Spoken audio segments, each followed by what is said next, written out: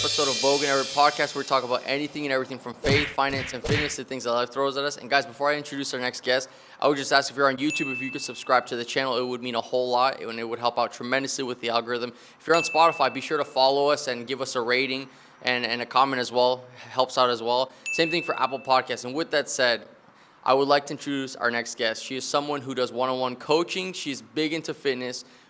Big on the idea of just, taking care of yourself physically and challenging yourself and growing. With that said, I would like to introduce Rebecca from the Built with Bec Podcast. Rebecca, thank you for coming on. Yeah, I'm so excited. Appreciate you. So, Rebecca, something I want to ask you that I ask all my guests is, what is something you would say to your 18-year-old self? Oh gosh, my 18-year-old self. I think this applies in the context of health and fitness, and specifically in the context of starting my business, which I did a couple of years after I turned 18.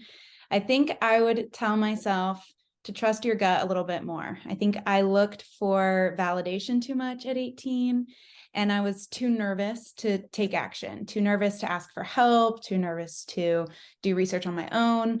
I'd probably tell myself, trust your gut, move forward, and just take action. I love that. So let's get on to that a little bit. So obviously you didn't just overnight decide, hey, I'm going to do coaching, I'm going to start out my business. I'm not even going to get into fitness overnight. What was with the context of that? What was your upbringing like, in a sense of your I guess your childhood and kind of like being raised and stuff like that? Yeah, so I actually was not into fitness in a professional sense at all until I was in like my senior year of college, but I was always interested in fitness. I will say though, I don't think it always stemmed from the healthiest place. I think just I grew up one of 5 kids, and I think growing up as a young teenage girl, especially in the social media era, it's somewhat inevitable that you are going to experience insecurity, right? And I know that especially for me, when I had things like Instagram was pretty new, like, or at least newly popular when I was young, Pinterest, things like that. I remember always wanting to change my body. And I remember I actually dieted for the first time at like 12 or 13, which like is way too young to, first of all, even be that insecure about your body, but to try and diet is a whole other thing.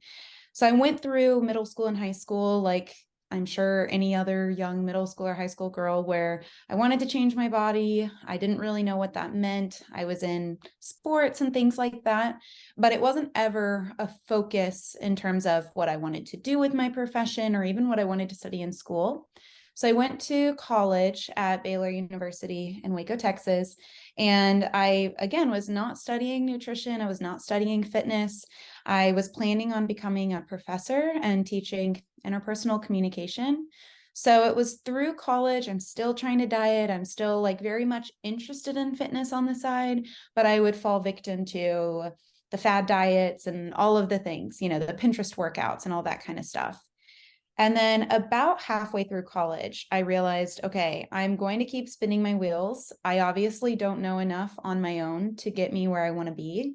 And so I reached out for help. So I found an online coach who, now this is what I do, but I found an online coach and I worked with her for about a year. And in that year, I told her from the beginning, I said, I'm probably going to be your most annoying client because I'm going to want to know the why behind everything we do. And I was like, I want you to explain everything to me. I really want to learn this stuff. So through that year working with her, I saw a really drastic change in my physique. I saw a drastic change in my relationship with food, my relationship with exercise, and most importantly, just a new sense of control in my life that I felt like I was never going to be in control of my body or my confidence in that. So I ended up getting certified in nutrition coaching, and I got my personal training certification as well. And I started working with clients on the side just for fun, again, while I'm still pursuing the path of becoming a professor. So at this point, I'm in my master's. I am I've applied to and gotten accepted to a couple doctoral programs, again, not related to nutrition or fitness at all. And I've been coaching some people on the side and been really enjoying it. And I started realizing that I didn't want to teach like I thought I did as badly as I wanted to coach. And from coaching, I was fulfilling that need and that desire that I had to teach, but it was about something that I was far more passionate about. And so basically I decided I was going to try and make my side hustle become my career. So long story short, I decided not to enroll in the doctoral programs, and instead I moved home for a year. I saved, I worked, and now I'm coaching full time. That's awesome. That's great. And so, where did you start initially, though, with your business? In a sense of like, were you just did you go to family and friends first and consult them and tell them about your business model, or did you just go to random strangers at the gym? Like, how did you start off with your business specifically? I know you said a side hustle, but like in terms of scaling, right? Where were you at? Yeah, that's a great question. So originally, when I was just coaching people for fun, coaching for free, I was coaching some family and some close friends. So only a few people. And it was more so like they saw my transformation in working with my coach and in my certifications, and they wanted a bit of help. And so I started kind of doing for them what my coach was doing for me. And then once I decided, okay, I want to actually try this, that was when I opened up to strangers. So the first thing that I did, I guess an important background piece of information is I kept all of this a secret from my parents in terms of wanting to abandon the PhD and start a business, because I was like, oh my gosh, I need to see that I can be successful before I freak them out. So basically, I'd been working in school. And so I took literally every dollar that I made that year in school as a teaching assistant and a research assistant, and I paid for a business coach. So I worked with a business coach who basically taught me how to put some contracts together. They taught me kind of the back end side of business. And actually, the first thing I did was I posted on Instagram, on my current Instagram account. If you scroll way back, you'll see my like coming out post of coaching. I had been very quiet about my experience as a client on Instagram. I think just because I was like kind of embarrassed and a little shy. But I basically posted my transformation on Instagram, and I had this long caption, and I was like, okay, guys, this is my transformation. I have fallen in love with health and fitness. I've actually been coaching people, and I'm going to coach. So if you are interested in learning about coaching, let me know. From there, I got a couple messages, mostly people I knew, but it wasn't long before I actually met someone on Facebook who saw my post, and I didn't know her in real life, and she wanted to sign up, and she was my first like stranger client. And so she and I worked together for a while, and from there it just kept growing, mostly from referrals.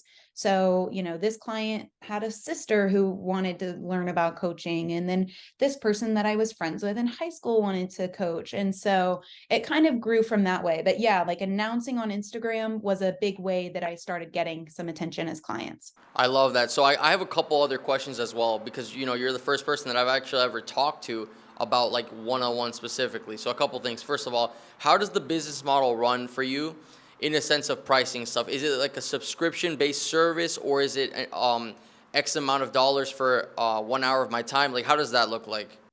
Yeah, so I run and coaches do it differently. And that's what's cool with this industry is, I could change my offer if I wanted to, but the way that I run coaching is based on contract terms. So a client will sign up with me for 6 months or for 12 months, and they are charged a monthly rate. So it's just a recurring, like, this is how much you'll get charged every month for 6 months. There's also a discount option if they want to pay up front and do like a one-time payment. But that's how I do it. I do a monthly rate. So they basically have like 24/6 access to me via messaging. I check in with all of my clients once a week through like they submit a check-in form with me. I send them voice memo and video feedback.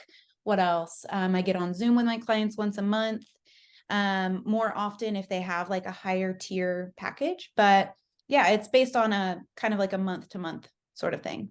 So forgive the ignorance. I just want to get a better understanding on this part as well specifically. So, what would differentiate you compared to like a one-on-one trainer in person in this case? Because obviously you can't travel across the country, each week or each day. So what is it that would stand out from this service compared to like a one-on-one trainer at the gym or someone within someone's, local area? You know what I mean? Yes, this is a great question. I honestly think, especially post COVID, I think eventually online coaching is going to be the norm.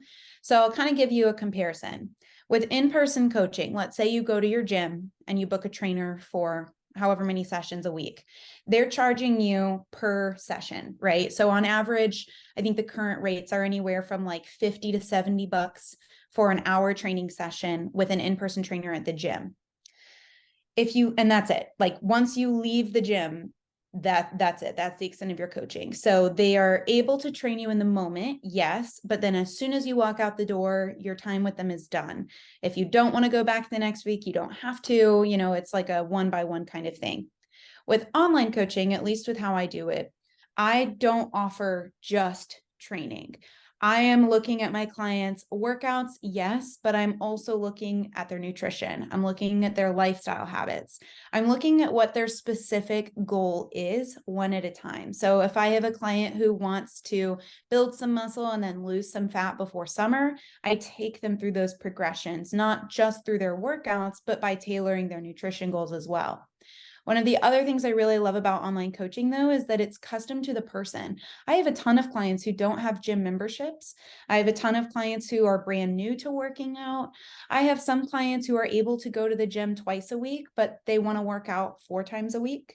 So I'm able to create custom programs for them based on how many days a week are you going to the gym? What's your specific goal? Do you need home workouts? What if a client gets sick and they're not able to go to the gym, or they're traveling and, we need to pivot? I'm able to give them programming that's not just limited to seeing them in person. And then obviously another difference here is I can work with people regardless of where they live. So there are many of my clients who I've never met in person, even though we chat multiple times a week.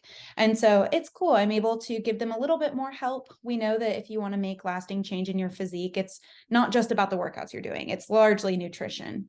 So how has this impacted your life? Because I'm sure you've helped out a lot of people either lose weight, gain muscle, whatever the case may be.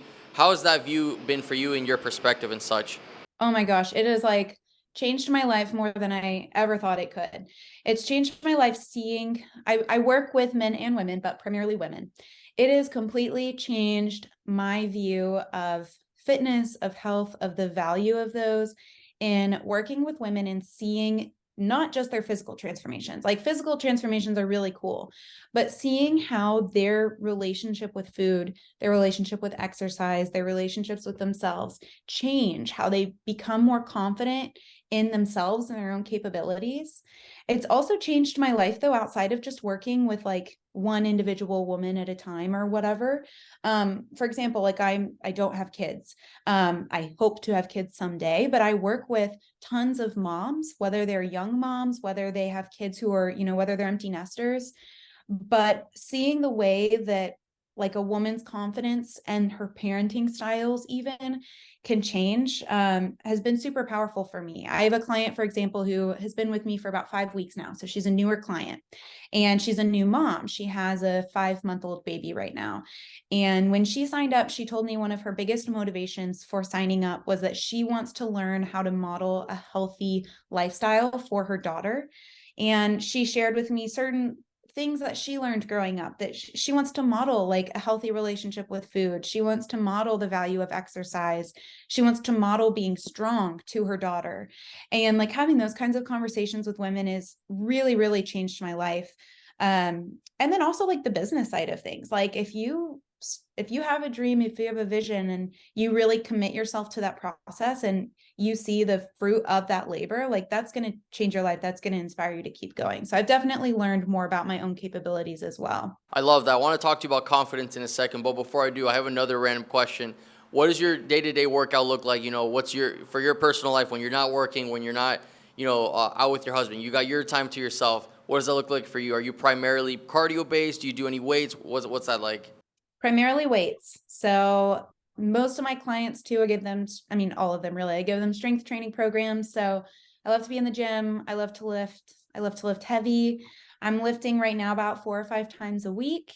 And then actually one of my New Year's resolutions though, so I just recently moved to a new city in the summer and I work from home and I'm self-employed. So it's not really a recipe to meet a ton of people, especially like girls my age. So one of my New Year's resolutions was to put myself out there a little bit more and try new fun types of exercise. So try like a new cycling class, go to a yoga class, just like diversify my exercise because I lift, I go for walks, both of which are pretty solitary activities. So yeah, primarily lifting, but I am branching out and trying some new exercise classes this year. Love that. That's awesome. So, one of the things I wanted to discuss with you as a woman, or from your perspective, was initially the whole thing about body image issues or just body image in general versus from a male's perspective.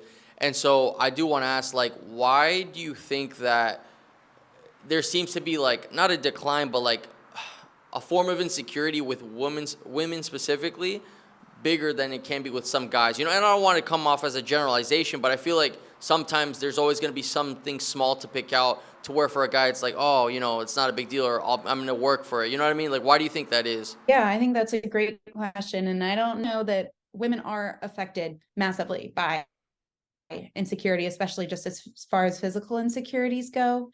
I do think a large part of this is what we see on social media. It seems that there is just a different standard at times for women's bodies to be perceived as a certain way versus men's. And I don't really know that I could answer where this stems from. I know that in seeing and working with all of my clients and then in my own experiences as well, it took a long time for me to shift my perception of the worth of my body away from what it looks like and more towards what it can do. And I think that that is a really, really powerful shift that it takes too long for us to realize that, like, going to the gym, it doesn't have to be about burning the calories. It doesn't have to be about changing the shape of your body. It doesn't have to be about toning or this or that. You can go to the gym and just say, I wonder how much I can lift compared to last week. I wonder how fast I can run compared to last week. And really shifting that view of the worth of your body, I think, can help tackle that insecurity. I'll give an example. Something that I try to be open about on my Instagram are my own insecurities because I think that it's valuable to hear from others. One of my insecurities growing up was always my arms. It would be the first thing I looked at in photos. I always wanted to change my arms. I wouldn't wear tank tops, anything like that. And I shared that maybe last year or the year before, I set a goal for myself that I know I'm insecure about my arms, even when I'm leaner, I'm still insecure about my arms. I wanted to go into the gym each week, focusing on what my arms were capable of, as opposed to what they looked like. And so it's funny because usually I spent so much time trying to cover up my arms, but I shift my perspective and instead said, okay, I'm going to actually spend this year trying to build my arms. I'm going to try and see how strong they are. And I did form a different appreciation for them of like, oh, okay, my arms are so much stronger than they were last year.